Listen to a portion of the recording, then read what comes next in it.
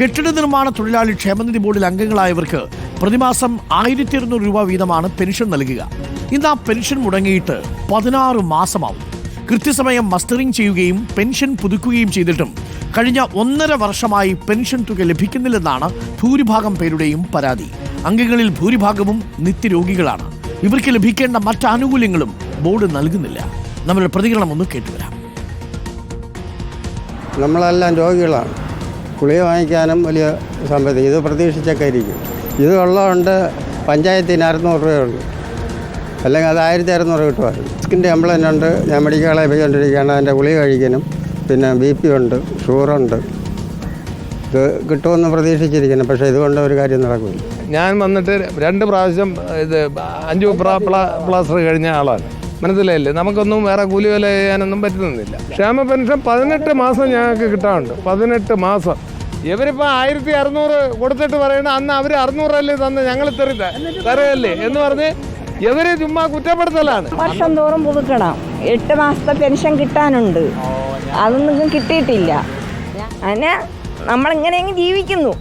ഇതിൻ്റെ അടിസ്ഥാനത്തിൽ ഇത് കിട്ടിക്കഴിഞ്ഞാൽ നമുക്കൊരു വലിയൊരു ആശ്വാസം. 7 മാസം 10 മാസത്തെ കുടിശ്ശികയാണ് പോയിട്ടുള്ളത്. കൊടുത്തിട്ടുണ്ടെന്ന് പറഞ്ഞ് ഞാനവിടെ ബാങ്കിൽ അന്വേഷിച്ചിട്ടാണ് വരണത്. അവിടെ പൈസ ഇല്ല. കിട്ടാത്തത് കൊണ്ടാണ് ഞാൻ മെയിനായിട്ട് ഇവിടെ അന്വേഷിക്കാൻ വന്നത്. അരുൺ സോളമൻ നമുക്കൊപ്പം ചേരുന്നുണ്ട്. കൂടുതൽ വിവരങ്ങളുമായി അരുൺ സോളമൻ, 1200 രൂപ 16 മാസമായി കിട്ടിയിട്ടില്ല. പലരുടെയും അവസ്ഥ വളരെ മോശമാണ്. ആരോഗ്യ ആവശ്യങ്ങൾക്ക് വേണ്ടി, ആശുപത്രി ചെലവുകൾക്ക് വേണ്ടി പോലും ഇവർക്ക് പണം കിട്ടാത്ത സാഹചര്യമുണ്ട്. സാധാരണ പെൻഷൻ, സാമൂഹ്യക്ഷേമ പെൻഷൻ 4 മാസമാണ് കുടിശ്ശികയെങ്കിൽ ക്ഷേമനിധി ബോർഡിലുള്ളവർക്ക് 16 മാസത്തെ കുടിശ്ശികയാണ് സർക്കാർ നൽകാനുള്ളത്. സർക്കാരിന് കൊടുത്തു തീർത്തുകൂടെയായിരുന്നു. എന്താണ് ഇവർ പറയുന്നത്? ഈ നമ്മുടെ പെൻഷൻ വാങ്ങുന്ന പാവം മനുഷ്യർ അവർ വല്ലാതെ ബുദ്ധിമുട്ടുകയാണല്ലേ?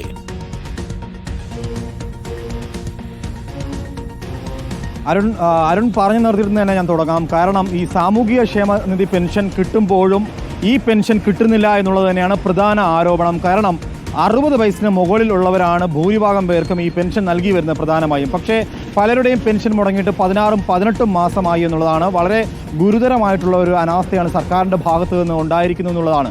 കടുത്ത സാമ്പത്തിക പ്രതിസന്ധിയാണ് ഇതിന് കാരണമെന്നുള്ളതാണ് നിയമസഭയിൽ തൊഴിൽ വകുപ്പ് മന്ത്രി ശിവൻകുട്ടി അടക്കമുള്ളവർ ഈ വിഷയവുമായി ബന്ധപ്പെട്ട് ചോദ്യങ്ങൾ ഉയർന്നപ്പോൾ പലപ്പോഴും പ്രതികരിച്ചത്. പ്രധാനമായും ഈ സാമൂഹിക ക്ഷേമനിധി പെൻഷനിന് പുറമെ ഈ കെട്ടിട നിർമ്മാണ തൊഴിലാളി ക്ഷേമനിധി പെൻഷൻ അടക്കമുള്ളവരിൽ പ്രധാനമായും നൽകി വരുന്നത് ഈ കെട്ടിട നിർമ്മാണത്തിനും പുറമെയുള്ള, അതായത് പഞ്ചായത്തിലെ ഒരു ബിൽഡിങ്ങിന് പെർമിറ്റ് നൽകുമ്പോൾ ആ എസ്റ്റിമേറ്റ് തുകയുടെ 1% സ്വാഭാവികമായും ഈ ക്ഷേമനിധിയിലുള്ള അംഗങ്ങൾക്ക് നൽകി വരുന്നത്. ഇതിൽ 3.24 ലക്ഷം പേരാണ് സംസ്ഥാനത്ത് ഈ പെൻഷൻ പറ്റി വന്നിരുന്നത്. കഴിഞ്ഞ 1 വർഷത്തിന് മുകളിൽ 1.5 വർഷത്തോളം ഇപ്പോൾ അടുക്കുകയാണ് ഇവരുടെ പെൻഷൻ മുടങ്ങിയിട്ട്. പലരും വർഷം തോറും വന്ന് ഈ തിരുവനന്തപുരത്തെ ഓരോ ജില്ലകളിലും അതായതായിട്ടുള്ള ഓഫീസുകളിൽ വന്ന് മസ്റ്ററിംഗ് ചെയ്ത് ഇത്തരത്തിൽ പെൻഷൻ പുതുക്കിയിട്ടും പെൻഷൻ കിട്ടുന്നില്ല എന്ന് പറയുന്നത് ഗുരുതരമായിട്ടുള്ള ആരോപണമാണ്. നിലവിൽ 806 കോടി രൂപയ്ക്ക് മുകളിൽ ഇതിന് കുടിശ്ശികയുണ്ട് എന്നുള്ളതാണ് നമുക്ക് അറിയാൻ കഴിഞ്ഞിട്ടുള്ളത്. ഈ പെൻഷന് പുറമെ പ്രധാനമായും മറ്റ് ആനുകൂല്യങ്ങളും 2024 ഈ വർഷം ഏപ്രിൽ തൊട്ട് തന്നെ ഈ മറ്റ് ആനുകൂല്യങ്ങളും മുടങ്ങിയിരിക്കുകയാണ്. പ്രധാനമായിട്ടും കെട്ടിട നിർമ്മാണ തൊഴിലാളികളുടെ മക്കൾക്കും അതുപോലെ തന്നെ ഈ അപകട മരണ നിരക്ക് ഇതിൽ പ്രധാനമായും പല ധനസഹായങ്ങളും ചെയ്തു വരുന്നുണ്ട്. ഇതിൽ പുറമേ തന്നെ ഈ പെൺകുട്ടികളുടെ വിവാഹ ധനസഹായങ്ങളുണ്ട്. ഇത്തരത്തിൽ വിവിധ തരത്തിലുള്ള സഹായങ്ങളാണ് മറ്റ് ആനുകൂല്യങ്ങളിൽ വരിക. ഇതിൽ രോഗങ്ങളിൽ, ആശുപത്രികളിൽ രോഗങ്ങളിലായിട്ട് കിടക്കുന്നവർക്ക് അത്തരത്തിലുള്ള സഹായങ്ങൾ ചെയ്തു വരുന്നുണ്ട്. അപകടങ്ങൾ സംഭവിച്ചവർക്കുള്ള സഹായങ്ങളുണ്ട്. വിദ്യാഭ്യാസ വായ്പ നൽകി വരുന്നു. SSLC കഴിഞ്ഞവർക്കുള്ള സ്കോളർഷിപ്പ് തുകകളുണ്ട്. ഇതൊന്നും തന്നെ കഴിഞ്ഞ ഈ വർഷം ജൂണിൽ പഠിക്കാൻ കയറിയ പലർക്കും ഈ തുകകളൊന്നും കിട്ടിയിട്ടില്ല എന്നുള്ളത് തന്നെയാണ് നമുക്ക് അറിയാൻ കഴിഞ്ഞിട്ടുള്ളത്. ഇതിൽ ഈ പറഞ്ഞിട്ടുള്ള 60 വയസ്സിന് മുകളിലുള്ള പലരും രോഗികളായിട്ടുണ്ട് എന്നുള്ളത് തന്നെയാണ്. ഈ രോഗങ്ങൾക്ക് അവരുടെ മരുന്ന് വാങ്ങാനായിട്ടുള്ള ആകെയുള്ള ഏക ആശ്രയമാണ് ഈ 1600 രൂപ. അത് നൽകാൻ കഴിയാത്ത ഒരു സർക്കാരായി കേരളത്തിൻ്റെ സർക്കാർ മാറിയിരിക്കുന്നു എന്നുള്ളത് വളരെ ഗുരുതരമായിട്ടുള്ള കാര്യമാണ്.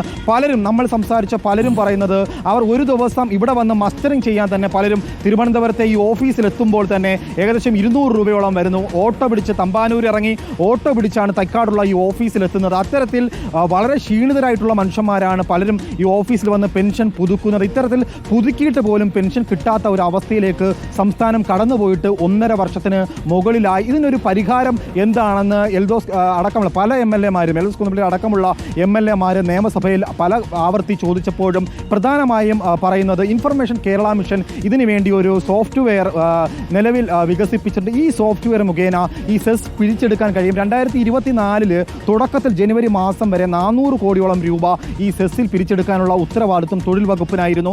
അത് നിലവിൽ പിരിച്ചെടുക്കാൻ കഴിഞ്ഞിട്ടില്ല എന്നുള്ളതാണ്.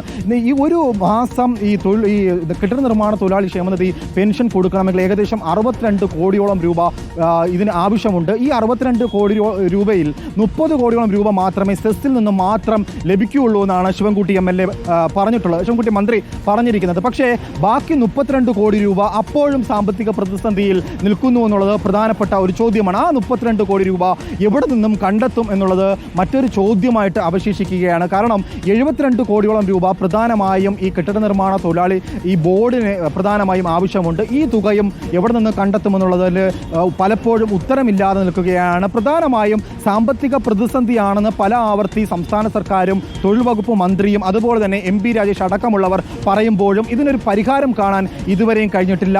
നിലവിൽ ഈ സെസ് പിരിച്ചെടുക്കുന്നതിലും വളരെ ഗുരുതരമായിട്ടുള്ളൊരു വീഴ്ച സംഭവിച്ചിരിക്കുന്നു. എന്തുകൊണ്ടാണ് ഇത്തരത്തിലൊരു സോഫ്റ്റ്വെയർ വികസിപ്പിച്ചപ്പോഴും കൃത്യമായിട്ട് അതാത് ഈ തടസ്സമായിട്ടുള്ളത്? ഒന്ന്, സെസ് പിരിച്ചെടുക്കുന്നതിനുള്ള സോഫ്റ്റ്വെയർ ഡെവലപ്പ് ചെയ്യുന്നില്ല, അക്കാര്യത്തിലൊരു അനാസ്ഥ കാട്ടി. രണ്ടാമത്തത്, സെസ് പിരിച്ചാലും ബാക്കി വരുന്ന തുക സർക്കാരിന്റെ കയ്യിലില്ല, സർക്കാരിന്റെ സാമ്പത്തിക പ്രതിസന്ധി. ഇത് രണ്ടുമാണല്ലോ കാരണം. തീർച്ചയായിട്ടും അരുൺ, അതാണ് ഞാൻ പറഞ്ഞത്. 62 കോടിയോളം രൂപ നിലവിൽ ഈ ബോർഡിന് ആവശ്യമുണ്ട്. ഇതിൽ 30 കോടി രൂപ മാത്രമേ സെസ് പിരിച്ചാൽ ഒരു മാസത്തിൽ കളക്ട് ചെയ്തെടുക്കാൻ കഴിയൂ എന്നുള്ളതാണ് മന്ത്രി ശിവൻകുട്ടി നിയമസഭയിൽ അറിയിച്ചത്. പക്ഷേ ബാക്കി 32 കോടി രൂപ എവിടെ നിന്നും കണ്ടെത്താൻ കഴിയുമെന്നുള്ളത് ഒരു പ്രധാന ചോദ്യമാണ്. പ്രതിസന്ധിയിലേക്ക് ഒന്ന് പറയാമോ അരുൺ?